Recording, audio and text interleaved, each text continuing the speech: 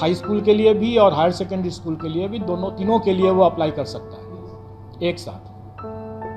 Apply एक साथ कर सकता है, और जब हम अप्लाई करने की जब हम उसको सुविधा देंगे, क्योंकि उसका हक भी है, अगर वो योग्य है तो तीनों में अप्लाई कर सकता है, तो स्वाभाविक है कि हम उसको तीनों के लिए परीक्षा में उत्तीर्ण होने के लिए भी हम उसी हिसाब से परीक्षा की तिथि को रखेंगे, ताकि अगर वो योग्य कैंडिडेट है तो वो तीनों परीक्षा में अलग अलग तिथि पर वो भाग ले सकता है। अब हम आते हैं पाठ्यक्रम के बारे में। पाठ्यक्रम या और परीक्षा की जो संरचना है वो हम लोगों ने इस तरीके से डिसाइड किया है कि एक पेपर जो होगा वो क्वालिफाइंग नेचर का है, और वो भाषा का पेपर जो है वो क्वालिफाइंग नेचर का है। उसमें उसको सिर्फ पास करना है, उसका मेरिट में नहीं जुटेगा।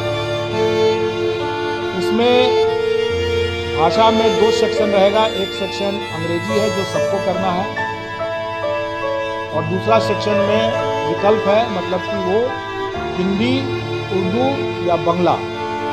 क्योंकि हमारे पास जो पद आए हैं प्राथमिक में, उसमें बांग्ला के लिए 148 पद है, उर्दू के लिए 12,729 पद है, और बाकी जो प्राथमिक के जो बाकी है वो सामान्य हिंदी के। क्वालिफाइंग नेचर का जो पेपर भाषा का है, उसमें अंग्रेजी 25 नंबर का रहेगा, 25 प्रश्न, और हिंदी या उर्दू बांग्ला जो रहेगा वो 75 का रहेगा। उसमें से कोई एक चुनना है।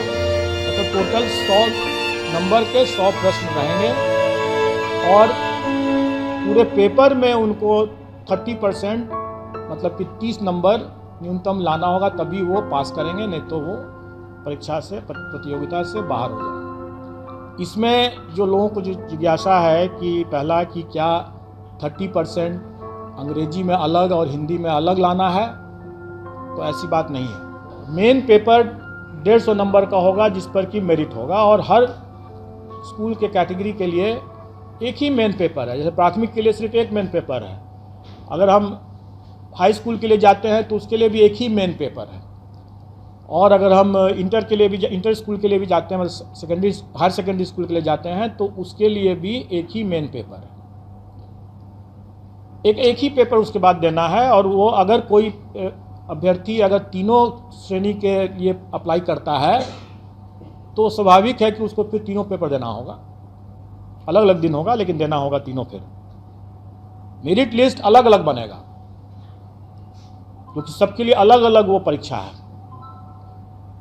अब रही बात कि जो भी 150 नंबर का जो मेन पेपर हुआ, उसका कंपोजिशन इस तरह से रहेगा कि 100 क्वेश्चंस तो रहेंगे वही जो वो अपने विद्यार्थियों को पढ़ाते हैं, उसका टॉपिक, उसका चैप्टर, उसका विषय वो वही होगा जो अपने बच्चों को पढ़ाते हैं स्कूल में। इसलिए अगर ये जिज्ञासा है कि उसका हम सिलेबस में विस्तार करके दें, तो मेरा ये कहना होगा कि बिहार एग्जामिनेशन बोर्ड का जो सिलेबस है बच्चों के लिए, उसी को देख लें,